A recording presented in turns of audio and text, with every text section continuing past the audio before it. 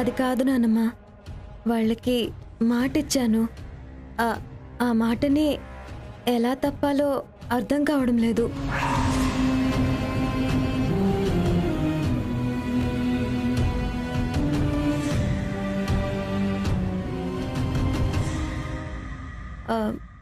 రుద్రగారు, వాళ్ళంతా నన్ను నమ్మొచ్చారు.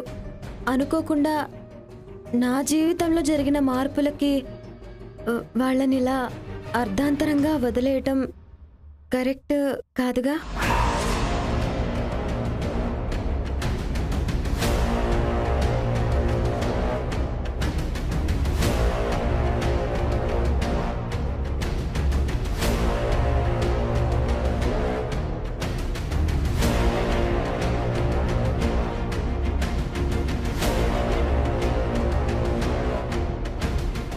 భార్యాభర్తలంటే ఒకే మాట మీద నిలబడాలి, ఒకే నిర్ణయంగా కదిలి ముందుకు వెళ్ళాలి. రుద్రాంత క్లియర్గా చెప్పిన తర్వాత కూడా ఈశ్వరి ఇలా మాట్లాడుతుంది అంటే తన జీవితం కంటే ఈ పోటీయే ముఖ్యమా?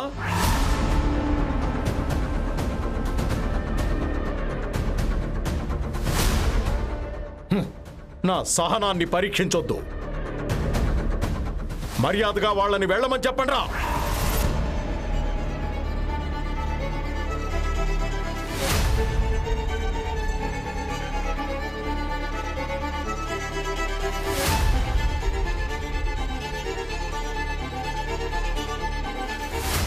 ఈశ్వరి, తాతయ్య ఏం చెప్తున్నారో అర్థం అవుతుంది కదా. ఎంత చెప్పినా నాకు నచ్చిందే చేస్తాను, పిచ్చి పట్టినట్టే చేస్తాను అని తల తిక్కగా ప్రవర్తించుకు.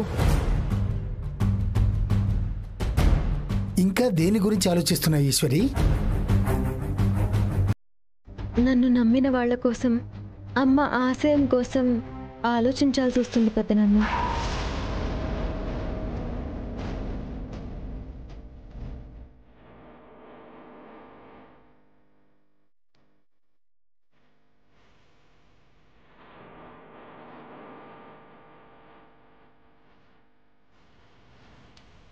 వాళ్ళమ్మ ఆశయం కోసం ఇన్ని రోజులు తిప్పలు పడింది చాలు, తప్పులు చేసింది చాలు, మనల్నందరినీ ముప్పు తిప్పలు పెట్టింది చాలు. ఇకనైనా వాళ్ళమ్మ ఆశయం గురించి కాకుండా తన జీవితం గురించి ఆలోచించమని చెప్పండి. అమ్మా ఈశ్వరి, భార్యాభర్తల మధ్య కలతలు పెట్టడం మా ఉద్దేశం కాదు. ఈశ్వరి మా అందరి కష్టాలు తీరుస్తుందని, మా అందరి గలంగా నిలబడుతుందని ఎన్నో కలలు కన్నాం. కానీ పరిస్థితి ఇప్పుడు మాకు వ్యతిరేకంగా మారుతుందని మేము అసలు ఊహించలేదమ్మా. ఇక నిర్ణయం మీదే.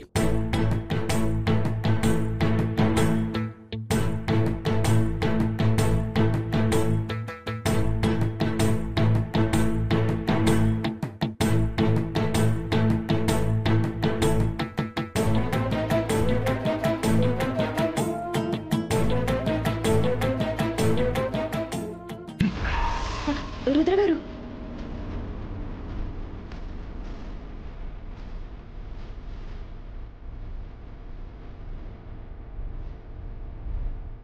ఈశ్వరి, ఇక నుంచి నీ ఆలోచన, ఆచరణ అన్నీ నీ కుటుంబం గురించి, నీ భర్త గురించి, నీ జీవితం గురించి మాత్రమే ఉండాలి. అంతేగాని లేనిపోని సమస్యలు తెచ్చుకొని నీ జీవితం అనే దారిలో ముళ్ళలా పేర్చుకోకు.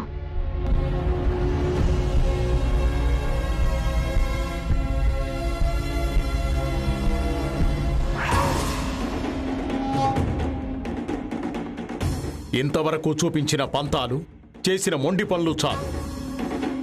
ఇకపై మెట్టింటిలో ఏం జరిగినా పుట్టింటికే తలవంపులు.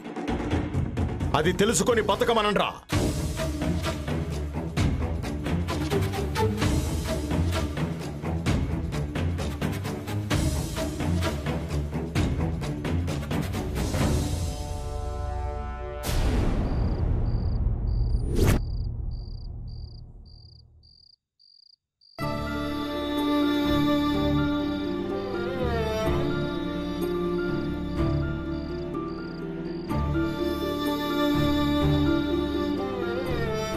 ఈ మధ్య పెద్ద హోటల్ ఆధిపత్యం పెరిగిపోయింది, చిన్న హోటల్లో మనుగడ తగ్గిపోయింది.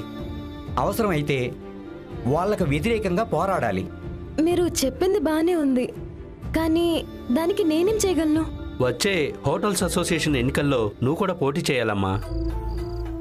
The great Yashoda group of హోటల్స్లో రాజేశ్వరి విలాస్ని విలీనం చేసే. రాజేశ్వరి విలాస్ ఎప్పటికీ యశోద గ్రూప్ ఆఫ్ హోటల్స్లో విలీనం కాదు.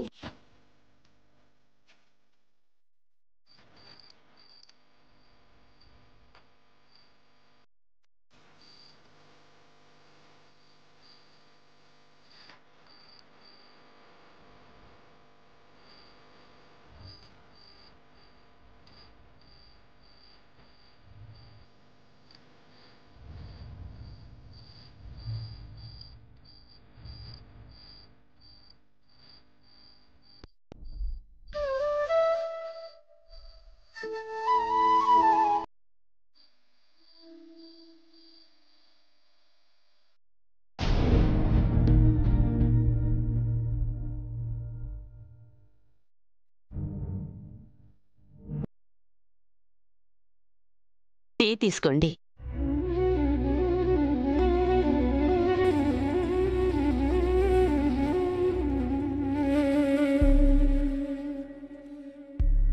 ఏంటండి, దేని గురించి అంతగా ఆలోచిస్తున్నారు? ఇందాకటి నుంచి ఆ కాగితాలతో తెగ కుస్తీ పడుతున్నారేమిటి? ఇవి రుద్ర ఈశ్వరుల జాతకం కాగితాలు. వాళ్ళ జీవితం ఎలా ఉండబోతుందో అంచనా వేసే ప్రయత్నం చేస్తున్నాను. ఆ అంచనాలలో తేలిందేమిటి?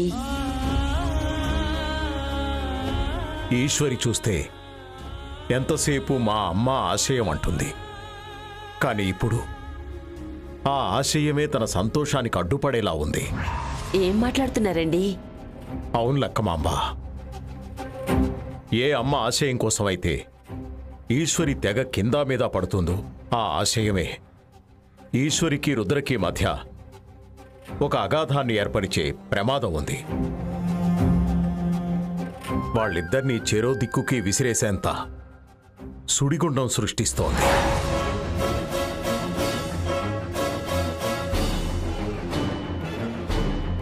ఏమిటండి మీరనేది?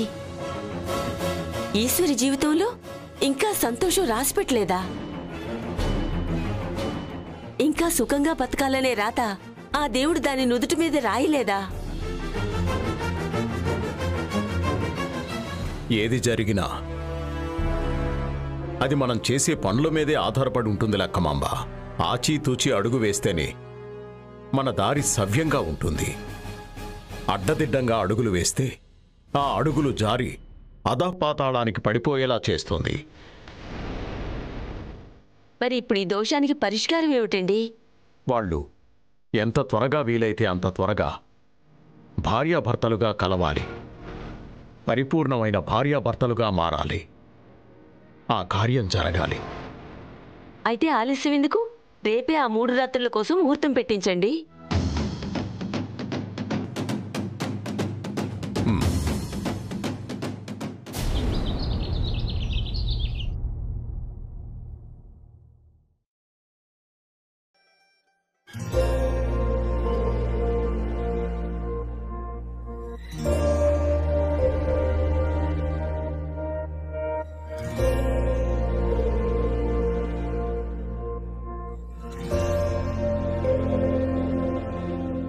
అయ్యా పద్మనాభం గారు, ఈశ్వరి రుద్రల 3 రాత్రుల కార్యం కోసం ఈరోజు ముహూర్తం ఉంది.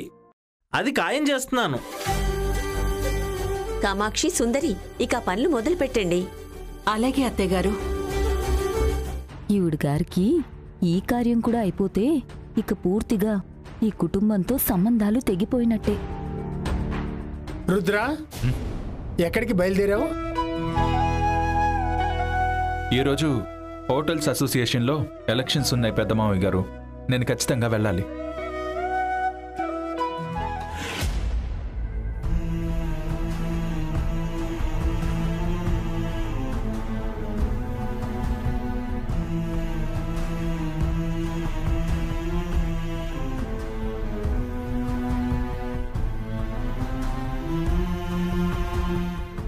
ఈశ్వరి, రుద్ర, ఈరోజు మీకు మొదటి రాత్రి.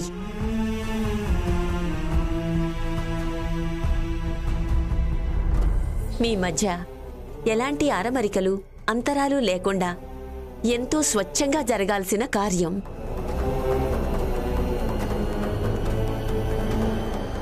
మనసా వాచా కర్మణ ఒకటై సంతోషంగా గడపాల్సిన సమయం. సరేనా?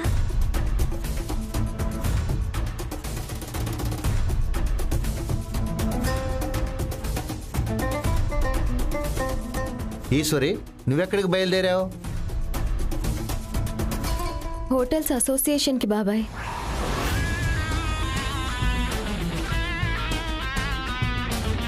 ఇంతకీ ఏమి నిర్ణయించుకున్నావు?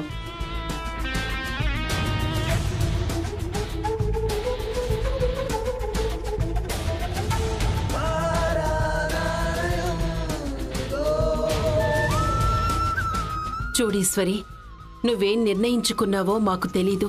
అక్కడికి వెళ్ళి ఏం చేయబోతున్నావో కూడా మాకు తెలీదు. కానీ ఒకటి మాత్రం బాధ్యతగా మేం చెప్పాలి. నీ జీవితం ప్రశాంతంగా గడపాలా లేక సమస్యలతో సాగాలా అనేది నీ చేతుల్లోనే ఉంది. నువ్వు తీసుకునే నిర్ణయం మీదే ఆధారపడి ఉంది.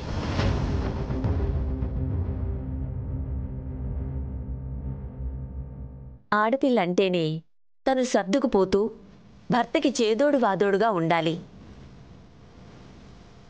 ఆ విషయంలో నువ్వు బాగా అర్థం చేసుకుంటావని మేమనుకుంటున్నాము.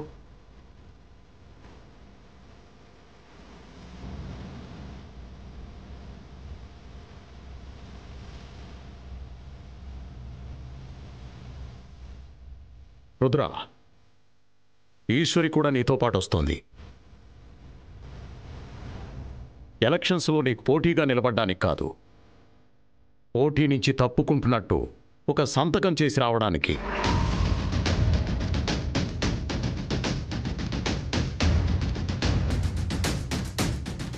ఇది ఈ కుటుంబ పెద్దగా నా నిర్ణయం. ఇదే ఈశ్వరి నిర్ణయం కూడా.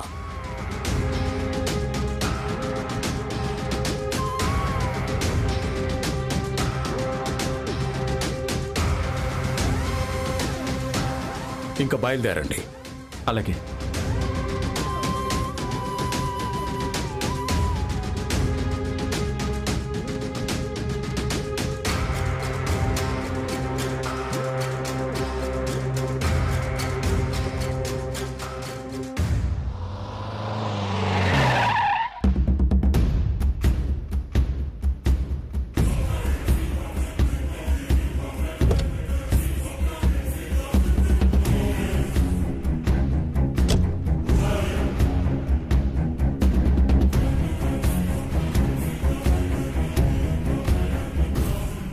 నీ కొడుకు కర్మ ఫలితం అనుభవించి తీరవలసిందే.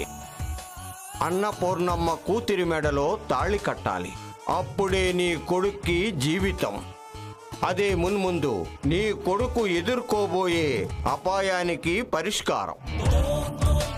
లేదంటే రుద్ర జీవితం తలకిందులవుతుంది. నీ కుటుంబం సర్వనాశనం అవుతుంది.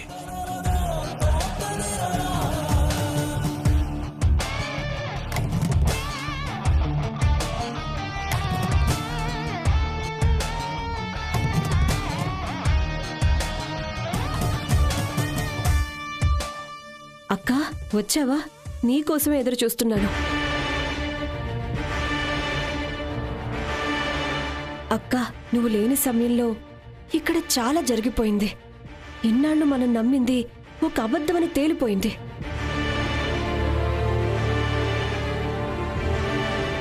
అవును వదినా, ఆ మాయ మనందరినీ మాయ చేసే మాయదారి మాయ అనుకోలేదు. మనల్ని మోసం చేయడానికే మన జీవితంలోకి వచ్చిందని అస్సలు ఊహించలేదు వదినా. కొన్ని పరిస్థితులు అంతే, మనం నమ్మేదే నిజమనిపించేలా ఉంటాయి. మనం నిజం తెలుసుకోకుండా మన కడ్డుతెరలు కట్టేస్తాయి. ఇంత తెలివైన వాళ్ళమయ్యుండి, ఇంత ప్రపంచ జ్ఞానం కలిగుండి ఆ మాయ చేసిన కుట్రల్ని మనం పోల్చుకోలేకపోయాం. తను ఆడిన నాటకాలే నిజమనే భ్రమలో పడిపోయాం. ఏదైతేనేమి మన కళ్ళకు కట్టిన అడ్డుతెరలు తొలగిపోయాయి. మన మనసు మీద ఆ మాయ వేసిన ముసుగులు చెదిరిపోయాయి. మన అదృష్టం బాగుంది కాబట్టి ఇప్పటికైనా నిజాలు తెలిసాయి. లేకపోతే అదే మాయని రుద్రకి కట్టబెట్టి ఆ తరువాత మాయ చేసే కుట్రలు కుతంత్రాలకు బలయ్యేవాళ్లం. ఇప్పుడు ఇదంతా ఎందుకు జరిగింది అని ఆలోచించటం వ్యర్థం. ఏది జరిగినా మన మంచికి అని అనుకోవడం ముఖ్యం. సరే, మాయ సంగతి అందాక పక్కన పెడదాం యశోద. కాని రత్నాంగి దళపతి దగ్గరుండి మరి రుద్ర చేత ఈశ్వరి మెడలో తాళి కట్టించారు.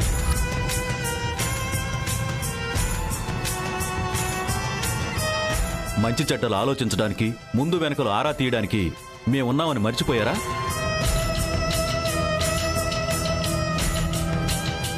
రుద్రను ఆ మాత్రం కూడా ఆపలేకపోయారా? నువ్వు భలేవాడివన్నయ్య. రుద్ర నీ మాటే విండు, ఇంకా మా మాట వింటాడా? సరే, నా మాటకు విలువివ్వడు, మీ మాట వినడు. కనీసం ఈశ్వర్ మెడలో తాళి కట్టే ముందు అది మంచో చెడో ఆలోచించడానికి కనీసం వాళ్ళ అమ్మకైనా ఫోన్ చేయాలి కదా. వాళ్ళ అమ్మకైనా తన అభిప్రాయం చెప్పాలి కదా. ఏంటి యశోద ఇదంతా? అసలు రుద్ర ఇదంతా తెలివితో చేశాడో తెలివి తక్కువతనంతో చేశాడో నాకైతే అర్థం కావట్లేదు. జరిగింది మంచికో చెడుకో నాకు తెలీదు, కానీ జరగాల్సిన దాని గురించి మాత్రం ఆలోచిద్దాం. ఈ సమస్యకి ఒక పరిష్కారం తీసుకొద్దాం.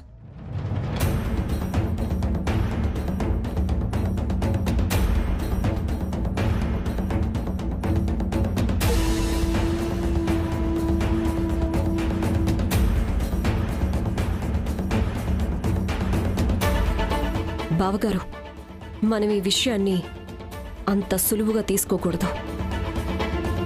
పెళ్ళైతే అయ్యింది, తర్వాతి కార్యక్రమాలు కూడా రుద్ర తల్లిదండ్రులైనా మీరు కూడా లేకుండా జరిపించేయాలని చూస్తున్నారు. ఈరోజు రుద్రకి ఈశ్వరికి మొదటి రాత్రట. వాళ్ళు అనుకున్నంత మాత్రాన అన్నీ అయిపోతాయా? వాళ్ళు నిర్ణయించినంత మాత్రాన ప్రతిదీ జరిగిపోతుందా? ఆ పెళ్లినే మనం జరగకుండా ఆకుండాలి. ఇప్పుడు మనం తొందరపడకపోతే జరిగే మొదటి రాత్రి కూడా చేతగాని వాళ్ళలాగా అంగీకరించి ఒక పక్కన కూర్చోవాలి. అది నాకు ఇష్టం లేదు. ఈశ్వరి కుటుంబం అనుకున్నట్టు ఈరోజు వాళ్ళకి మొదటి రాత్రి జరగకూడదు. మరి ఏం చేద్దాం అన్నయ్య? రుద్ర హోటల్ అసోసియేషన్ ఎలక్షన్స్కు వెళ్లే ఉంటాడు. అక్కడే జరగాల్సింది జరగాలి. ఏం జరగాలో దానికి నేను అన్ని ఏర్పాట్లు చేసి పెట్టాను. వెళ్ళి ఆ పనేలా చూడు. ఏం చేయమంటావు చెప్పన్నయ్య?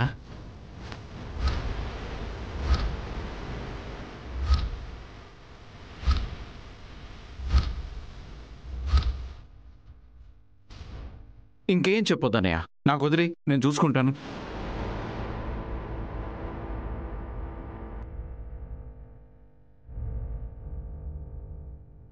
ఈ దెబ్బతో ఈశ్వరికి రుద్రకి దూరం అంతులేనంత పెరిగిపోవాలి. ఈశ్వరి ఈ ఇంటి కోడలిగా ఈ ఇంటి గుమ్మం తొక్కలేని పరిస్థితి రావాలి.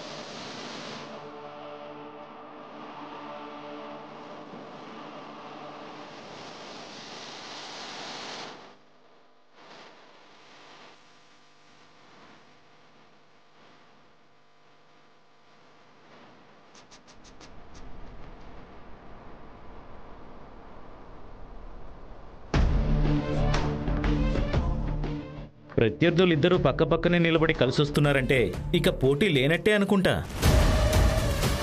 అంతేగా, పోరాడేవాడే లేనప్పుడు పోరాటం ఎందుకు వస్తుంది? కత్తెత్తేవాడే లేనప్పుడు యుద్ధం ఎందుకు వస్తుంది?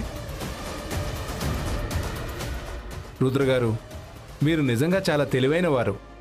అడ్డుగోడ అనుకున్న వాళ్ళని అడ్డంగా పడదోసి మీరు ముందుకెళ్ళడానికి కావలసిన మెట్లుగా మార్చుకున్నారు.